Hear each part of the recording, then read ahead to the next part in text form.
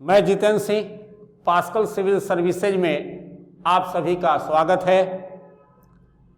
गांधी जी के पर जो हम लोग बात कर रहे हैं, एक छोटे छोटे वीडियो के माध्यम से आपको देने का हम प्रयास कर रहे हैं ताकि एग्जामिनेशन में आप बेहतर कर सकें। तो आज हम लोग एक टॉपिक है भारत में वापसी। गांधी जी का भारत में वापसी, आज हम लोग का यही टॉपिक है। तो 9 जनवरी 1915 को गांधी जी और कस्तूरबा गांधी मुंबई पहुंचे। उनके स्वागत में फिरोज शाह मेहता की अध्यक्षता में एक नागरिक अभिनंदन की तैयारी की गई। ध्यान रखिएगा कि 9 जनवरी 1915 को गांधी जी कहां लौटे? बंबई लौटे अपने पत्नी के साथ। इनके स्वागत के लिए फिरोज शाह मेहता की अध्यक्षता में एक नागरिक अभिनंदन की तैयारी की गई, जिसमें हर समुदाय के लोगों ने भाग लिया।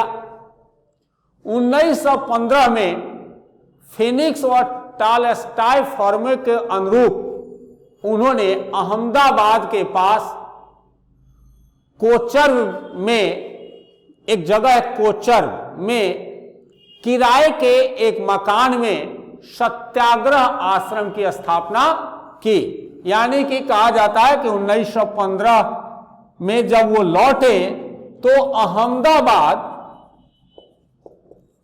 अहमदाबाद में एक जगह है जिस जगह को जो है कोचर्ब कहा जाता है। कोचर्ब, इस जगह पर उन्होंने एक मकान जो है किराए में लिए और यहां पर सत्याग्रह आश्रम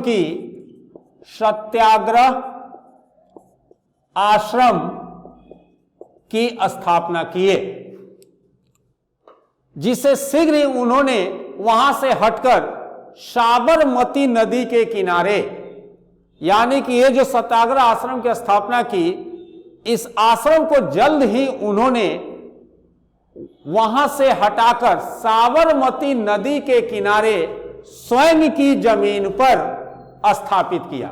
यानी कि सत्याग्रह आश्रम का अहमदाबाद के कोचर्स में जो इन्होंने किया, ये जल्द ही क्या किए कि यहां से हटाकर ये जो है साबरमती आप देखेंगे कि नदी के किनारे, साबरमती नदी के किनारे जो है अपनी जमीन पर यह सत्याग्रह आश्रम की स्थापना की। वे वहां पर 16 वर्षों तक रहे। स्वतंत्रता आंदोलन के अधिकांश सक्रिय नेताओं ने अपनी राजनीतिक जीवन की शिक्षा इसी आश्रम से, यानी कि सत्याग्रह आश्रम से ग्रहण की। भारत आने पर वे, यानी कि गांधी जी जब भारत आए तो गांधी जी गोपाल कृष्ण गोखले के संपर्क में आए, जिनके विचार व चिंतन बिल्कुल उनके चिंतन के अनुरूप थे। लोगों के वास्तविक जीवन के बारे में जानने के लिए गांधी जी संपूर्ण भारत का भ्रमण किए। राजनीतिक कार्यकर्ताओं से लेकर निम्न से निम्न वर्ग के लोगों से मिलने के बाद जब गांधी जी ने सक्रिय राजनीति में प्रवेश किए, तब सामाजिक समस्याओं को समझने के लिए उन्होंने स्वयं को व्यस्त रखा और उसका समाधान भारतीय राष्ट्रीय कांग्रेस के तरह से नहीं बल्कि अपने तरीके से करने का प्रयास गांधी जी ने किया। अब इसी क्रम में आप देखिएगा कि गांधी जी एक सत्याग्रह करते हैं जिसका जो है चर्चा जरूरी है। यानी कि गांधी जी जो प्रथम सत्याग्रह जो किए, आज इस पे भी इस वीडियो में चर्चा करनी जरूरी है। 1916 में लखनऊ कांग्रेस अधिवेशन के दौरान बिहार के एक किसान राजकुमार शुक्ल ने 1916 में लखनऊ कांग्रेस अधिवेशन के दौरान बिहार के एक किसान राजकुमार शुक्ल ने उत्तरी बिहार के चंपारण जिले में भ्रमण के लिए गांधी जी से निवेदन किए, जहां बटाई पर नील की खेती करने वाले किसानों पर खेतों के अंग्रेज मालिक बहुत ही बेदर्दी से बहुत ही अत्याचार कर रहे थे। चंपारण के सत्याग्रह ने 28 लाख किसानों को प्रभावित किया।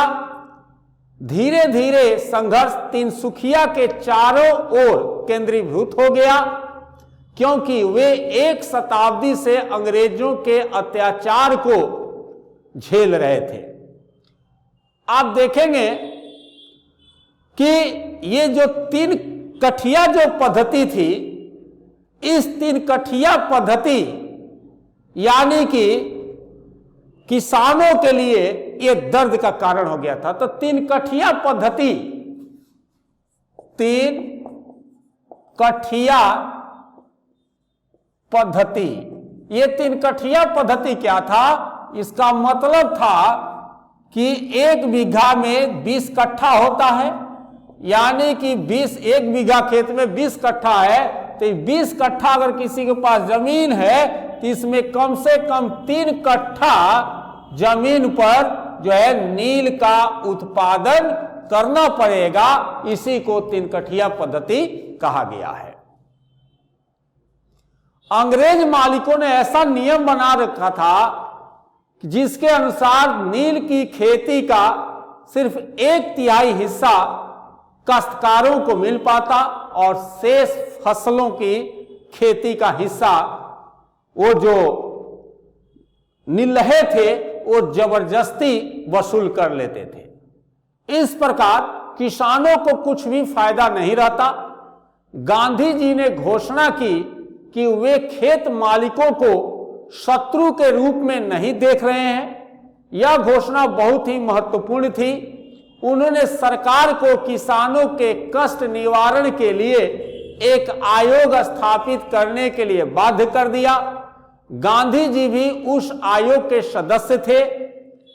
यद्यपि स्पष्ट रूप से खेत मालिकों के किसानों के प्रति क्रूरता और उदंडता के व्यवहार के अनेक प्रमाण व गवाह थे, गांधी जी ने घोषणा किया कि अतीत में जो बीत गया सो बीत गया, उससे कोई मतलब नहीं रहा, पर वर्तमान समय में वे अपनी क्रूरता और यानी कि वे कहने का मतलब अंग्रेज अपनी क्रूरता और अत्याचारों को संतोषजनक ढंग से बंद कर दें।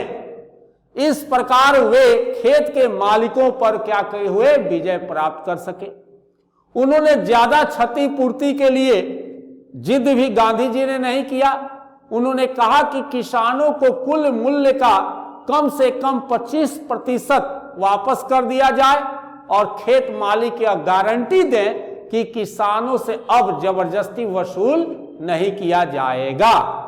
दोनों तरफ से एक संतोषजनक समझौता हुआ और सबसे महत्वपूर्ण बात यह रही कि किसानों को खेत मालिकों की क्रूरता और निष्ठुर शासन से राहत की सांस मिली। गांधी जी ने शीघ्र ही अहमदाबाद के मिल मालिकों का भी प्रश्न उठाया, जिनकी मजदूरी बहुत कम थी।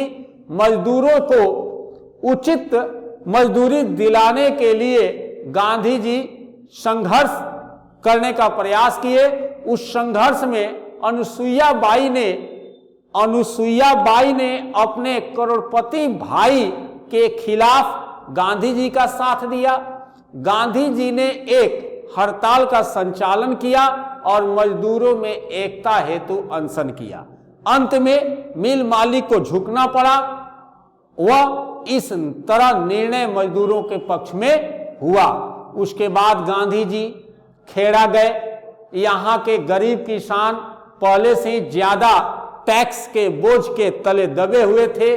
दूसरी ओर उनकी फसल बर्बाद हो गई थी, अकाल पड़ गई थी। सरकार को मजबूरन यह घोषणा करनी पड़ी कि जमीन की मालगुजारी सिर्फ वही किसान देंगे जो लगान देने में सक्षम होंगे। एक बार फिर चंपारण आंदोलन ने किसानों को सत्ताधारियों की क्रूरता व भय से छुटकारा दिलाने में मदद किया। ये गांधी जी का योगदान था, जिसमें आपको चंपारण, अहमदाबाद और देखिएगा कि जो प्रथम सत्याग्रह किए हैं खेड़ा, ये सब का जो है हमने एक शॉर्ट में ये बात कहने का प्रयास किया है। अगर आप इसको अच्छा से अगर आप वीडियो को देखते हैं, समझते हैं, तो आपको जो है गांधी जी की लोकप्रियता पर अगर जो क्वेश्चन आती है तो यह जो है इसका एक कड़ी है और आप इस पर जो है आप लिख सकेंगे। आप जो है इसको अच्छा से अगर देखते हैं और इसका मनन करते हैं तो गांधी जी की लोकप्रियता ये सब पे जो क्वेश्चन जो आएगी उसमें भी एक ये पॉइंट के रूप में आपको काम करेगा। जय हिंद, जय भारत।